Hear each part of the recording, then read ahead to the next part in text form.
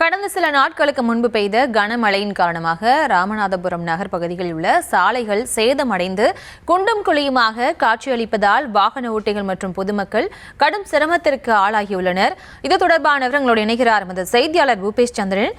பூபேஷ் சந்திரன், வணக்கம். இது தொடர்பாக ஏதேனும் நடவடிக்கை எடுக்கப்பட்டுள்ளதா? முழு விவரம்.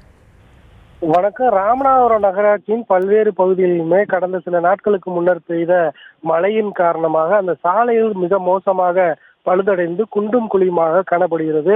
குறிப்பாக ராமநாதபுரத்தை அடுத்த இந்திரா நகர், காட்டூரணி, ஓம் சக்தி நகர் உள்ளிட்ட பகுதிகளில் சாலை மிக மோசமாக இருப்பதன் காரணமாக அந்த வழியே செல்லக்கூடிய வாகன ஓட்டிகள் மற்றும் பொதுமக்கள் கடும் அச்சத்திற்கு ஆளாகி இருக்கின்றனர்.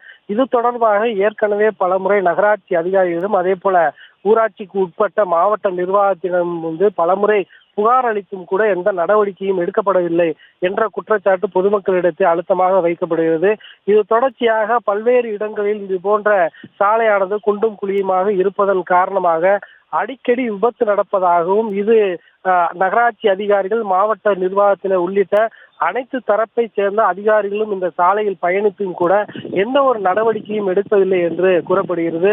குறிப்பாக அந்த பொதுமக்கள் அதிக அளவில் அழுத்தம் கொடுத்து அந்த குழுவாக அல்லது அந்த கிராமம் சார்ந்து சென்று புகார் அளிக்கும் பட்சத்தில் வெறுமனே மணல் மட்டும் கொட்டி செல்வதாகவும், உடனடியாக இதனை தலையிட்டு நிரந்தர தீர்வு காண உரிய நடவடிக்கை எடுக்க வேண்டும் என ராமநாதபுரம் நகராட்சி மற்றும் அதனை சார்ந்திருக்கக்கூடிய ஊராட்சி மக்கள் கோரிக்கை விடுத்துள்ளனர்.